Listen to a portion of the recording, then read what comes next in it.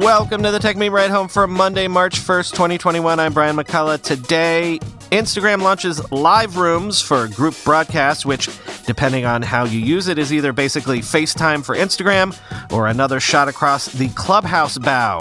Is the micro-mobility space revving up to roar back to life? Are US-based drone makers about to step into the void left by DJI? And Chris Dixon tries to contextualize NFTs for us. Here's what you missed today in the world of tech. Instagram has launched what it is calling live rooms, which allows users to broadcast live together, up to 4 people at a time, up from just 2 people at a time, and also says it will roll out new audio features in coming months. So is this just Instagram FaceTime, or is it a step toward making a Clubhouse competitor just with video? I guess it doesn't really matter because, like everything else, all of a sudden, it's largely all about allowing creators to make more money. Quoting TechCrunch. Previously, the app only allowed users to live stream with one other person, similar to Facebook Live. The company says it hopes live rooms will open up more creative opportunities in terms of live broadcast formats to allow for things like live talk shows, expanded Q&As or interviews, jam sessions for musicians, live shopping experiences, and more. In addition to the ability to live stream with more people, Instagram also touts how the new feature can help creators to make more money. Last year, in the early days of the COVID-19 crisis, Instagram introduced badges as a way for fans to support their favorite creators during a live video. Once purchased, the badges appear next to a fan's name throughout the live video, helping them to stand out in the comments and unlock other special features like placement on the creator's list of badge holders and access to a special heart. With live rooms, fans can buy badges to support the hosts, 1 badge per person, as well as use other interactive features like shopping and live fundraisers. The company says it's also now developing other tools like moderator controls and audio features that will roll out in the months to come. To start a live room, you'll swipe left and select the live camera option, then title the room, and tap the room icon to add guests. Here you'll see a list of people who've already requested to go live with you, and you'll be able to search for other guests to add. When you start the live room, you'll remain at the top of the screen while guests are added.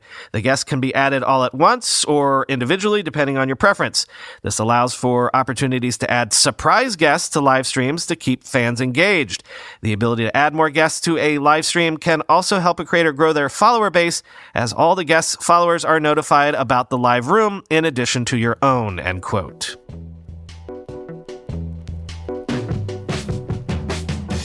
This is cute. Of course, all the phone companies have been hyping the hell out of 5G, its benefits and promises, and especially the amazeballs awesomeness of their own 5G networks, right? So, funny then that Verizon support recently advised some users to turn on LTE, which would, of course, stop your phone from searching for 5G connections in order to preserve battery life. This advice came in the form of a customer service tweet that has subsequently been deleted. Quoting The Verge. In a Sunday morning tweet, Verizon support helpfully suggested that, quote, one way to help conserve battery life is to turn on LTE if users found their batteries were, quote, draining faster than normal, end quote. That step would, of course, turn off 5G in a phone that has it available. It's also worth pointing out that you don't actually turn on LTE when doing this step. LTE is always enabled as a fallback for the 5G network, but Verizon is obviously being cautious so as to not actually tell its customers to turn off 5G. Twitter users naturally pointed out that switching to LTE only would mean turning off 5G, which is available in some newer phones, but the helpful support person said it was important to troubleshoot, quote, steps to find the root cause of any issues with speed, end quote, adding that Verizon is, quote, quickly launching more 5G areas and making updates constantly to improve speeds, end quote. Verizon's nationwide 5G network uses a technology called DSS, which in many instances is actually slower than the LTE network it is trying to replace, end quote.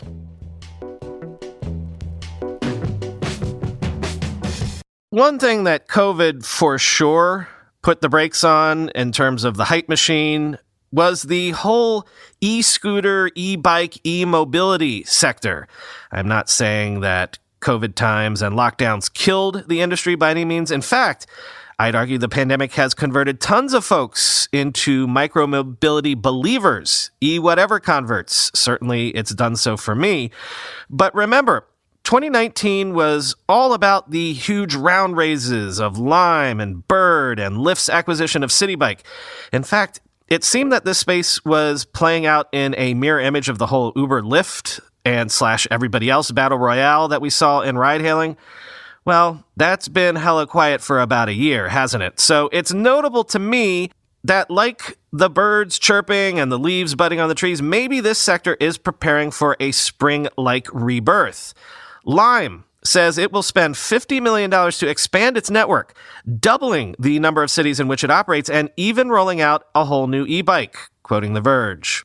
Lime got its start with shared bikes, only to quickly pivot after Bird first introduced the concept of dockless electric scooters in 2017. The company dropped the bike from its name and started phasing out its bikes in 2019. But the following year, Lime acquired bike-sharing company Jump from Uber, and suddenly bikes were back on the menu. Now the company is doubling down on shared electric bikes with plans to launch in, quote, a dozen new cities in North America by the end of the year, as well as dozens more in Europe and other markets. In total, the company plans to have its bikes in 50 new cities by the start of 2022, roughly quadrupling its fleet size. The $50 million investment will largely go toward designing, manufacturing, and assembling its next-generation bike, which will start rolling out this summer. The new model will come with a more powerful 350-watt motor and a swappable battery capable of up to 25 miles of range. The battery is also interchangeable with the ones that power Lime's Gen 4 electric scooters, allowing for a standardized battery charging operation. A 2-speed gear shifter will help those hill climbs, and an integrated electronically controlled hub lock will keep the bike safe from theft and vandalism. There are other new features on the bike. The handlebars are being replaced with ones similar to Lime's scooters. There's a phone holder in the front basket, and the bike will be able to hit speeds of up to 20 miles per hour, depending on local regulations. It weighs 72 pounds, which is heavier than the 65-pound electric Citi bikes, end quote. So what if the actual lockdown period was terrible for the micromobility space, but like with video conferencing, it actually taught a lot of folks the utility of the space at the exact same time? Might micromobility come roaring back as a hot space once we're in a post-vaccine environment?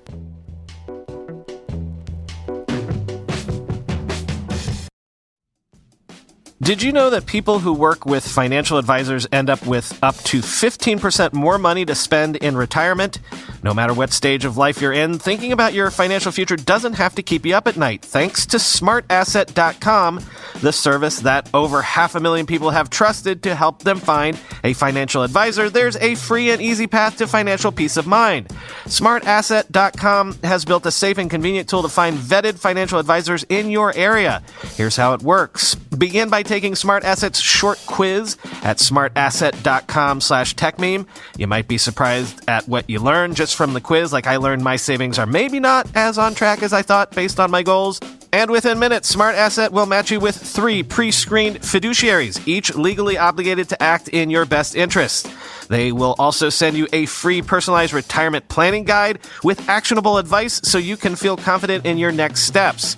To receive your free personalized retirement planning report, go to smartasset.com/techmeme. Your report will provide you personalized insights on your retirement readiness, so visit smartasset.com/techmeme today.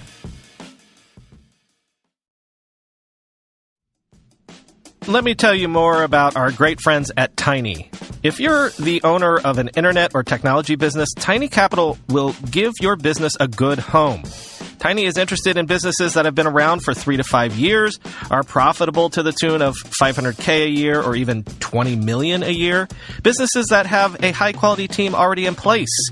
Tiny is open to owners sticking around, leaving cold turkey, or transitioning out over time. Tiny likes simple internet businesses that have high margins, don't require tons of people or complex technology, and have a competitive advantage that protects them from competitors.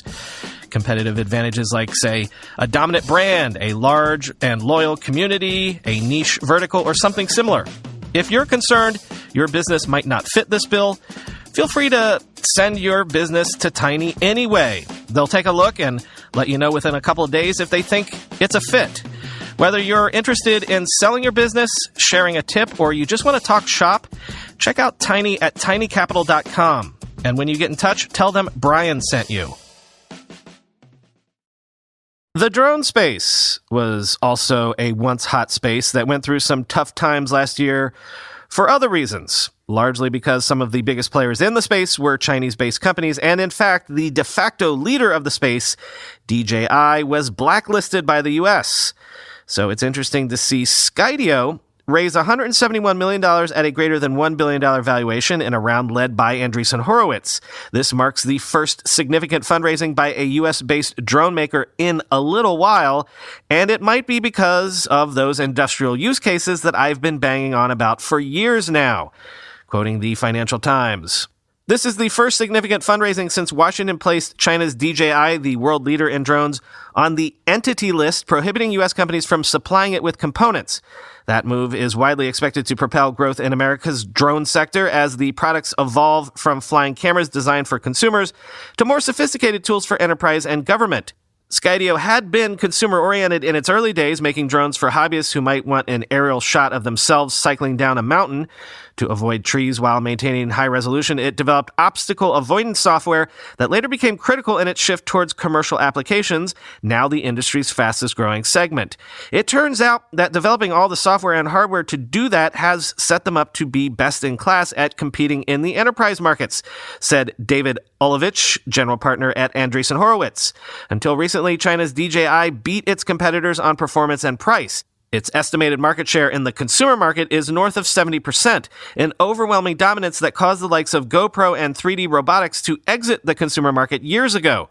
But as drones are increasingly using software to create real-time 3D models of infrastructure like bridges, then uploading them to the cloud for analysis, U.S. companies led by Skydio, American Robotics, Teal, and Dragonfly believe they will have a second shot in the booming market. The potential for drones has really caught people's imaginations in the consumer world, capturing amazing video, and in the industrial world for inspecting, mapping, and monitoring," said Adam Bry, Skydio's chief executive officer. "But the paradigm is still this manually flown world," he added. "The real shift that's happening in the market is this transition to fully autonomous operations where the drone lives in a dock, it's connected to the internet, and it flies itself on demand whenever it's needed," end quote. This is also an interesting raise for so many reasons. Swedish payments startup Klarna has raised $1 billion at a valuation of $31 billion, triple the valuation of its last funding round just this past September when it was valued at only around $10 billion. This is interesting because this makes Klarna Europe's most valuable startup, but also because this is fintech, which is white hot, and also because, yes, people might be tempted to use this as a proxy for valuing Stripe, which, let's face it, is the one startup everyone in Silicon Valley is looking at to potentially be the grand slam unicorn of this generation, or maybe really any recent generations of startups. If Coinbase is going to be worth X and Klarna is worth Y, then what bazillion T dollars would Stripe end up being worth? Quoting Bloomberg. Europe's most valuable startup initially set out to raise $500 million. Klarna Chief Executive Officer Sebastian Siemiatowski said high investor demand led to this doubling, but could have gone as high as $3 billion. It had been valued at $10.65 billion as recently as September. What definitely has accelerated and changed is the success in the U.S. markets, Siemiatowski said in an interview. Investors are seeing Klarna getting ahead of its competitors, he said. Quote, "I think that has changed the perspective and changed the view on our valuation," end quote. The company has about 90 million users worldwide, and the U.S. is on track to overtake Germany as its biggest market by the end of 2021. It said last week it had signed up 20 of the top 100 brands in the U.S. and attracted 1 million new customers a month there in the last quarter of 2020. Klarna competes with PayPal and Square, as well as traditional credit cards. It lets customers buy now and pay later in 4 interest-free installments when they shop online or in-store with brands such as Abercrombie & Fitch, H&M, Adidas, and Lululemon. Retailers give it a cut of purchases to cover costs. It also offers savings accounts and other banking services, end quote. Now, over at TechCrunch, Alex Wilhelm got a look at Klarna's recent quarterly earnings and reports and says, quote, "The gist is that Klarna had a super solid 2020. In its Q3 update, Klarna wrote that it saw 43% growth in gross merchandise volume during the first 9 months of the year. In its Q4 report, it noted a full-year number of 46% GMV growth. For that, we can intuit that Klarna had a great fourth quarter." Turning to the U.S. market, Klarna first reported 10 million total consumers by the Q3 period and 11 million by the end of October. And for the full year, it wrote that it had seen 15 million consumers choosing to shop with Klarna by January 2021 in the United States. Again, those look pretty great. For the full year, Klarna made more money than ever, with its operating income rising to just under $1.1 billion off of $46 billion in GMV, or goods sold via the Klarna financing system, end quote. Finally today, as we just did a couple of interesting raises sort of organically because they're newsy, let's throw in something that I could have held for the weekend long reads, but it's kind of newsy, so let's do it now. Over the weekend, all anyone could continue to talk about was NFTs. As someone said on Twitter, I've not seen a topic take over my timeline so completely, so quickly, basically ever. And to that end, a lot of people were reading and talking about Chris Dixon's essay about NFTs called NFTs and 1,000 True Fans. Basically, Chris says that NFTs are great for creators because they remove intermediaries, enable granular price tiering, and eliminate customer acquisition costs by making users owners. So again, is Satoshi's original promise of the blockchain, of decentralization, first and at long last bearing fruit in the form of NFTs? Quoting Chris Dixon, "There are 3 important reasons why NFTs offer fundamentally better economics for creators. The first, already alluded to, is by removing rent-seeking intermediaries. The logic of blockchains is once you purchase an NFT, it is yours to fully control, just like when you buy books or sneakers in the real world. There are and will continue to be NFT platforms and marketplaces, but they will be constrained in what they can charge because blockchain-based ownership shifts the power back to creators and users. You can shop around and force the marketplace to earn its fees. Note that lowering the intermediary fees can have a multiplier effect on creator disposable income. For example, if you make $100,000 in revenue and have $80,000 in costs, cutting out a 50% take rate increases your revenue to $200,000, multiplying your disposable income 6x from $20,000 to $120,000. The second way NFTs change creator economics is by enabling granular price tiering. In ad-based models, revenue is generated more or less uniformly regardless of the fan's enthusiasm level. As with Substack, say, NFTs allow the creator to cream skim the most passionate users by offering them special items which cost more. But NFTs go farther than non-crypto products in that they are easily sliced and diced into a descending series of pricing tiers. NBA Top Shot cards range from over $100,000 to a few dollars. Fan of Bitcoin, you can buy as much or as little as you want, down to 8 decimal points depending on your level of enthusiasm. Crypto's fine-grained granularity lets creators capture a much larger area under the demand curve. And the third and most important way NFTs change creator economics is by making users owners, thereby reducing customer acquisition costs to near zero, end quote. He then quotes a great tweet by Eva Balin, which says, quote, "Buying an NFT is like angel investing in culture," end quote. And then Chris concludes by saying this, quote, "NFTs are still early and will evolve. Their utility will increase as digital experiences are built around them, including marketplaces, social networks, showcases, games, and virtual worlds. It's also likely that other consumer-facing crypto products emerge that pair with NFTs. Modern video games like Fortnite contain sophisticated economies that mix fungible tokens like V-Bucks with NFTs and virtual goods like skins. Someday, every internet community might have its own microeconomy, including NFTs and fungible tokens that users can use, own, and collect. The 1,000 True Fans thesis builds on the original ideals of the internet. Users and creators globally connected, unconstrained by intermediaries, sharing ideas and economic upside.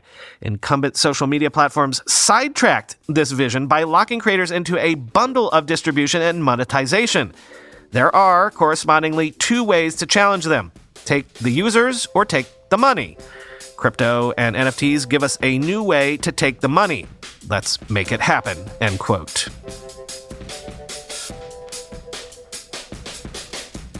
Nothing really to report to you today other than the fact that it finally got warm enough here in Brooklyn that the snow is finally gone, which is super because it reveals all the things that have been rotting underneath the snow for a solid month. Talk to you tomorrow.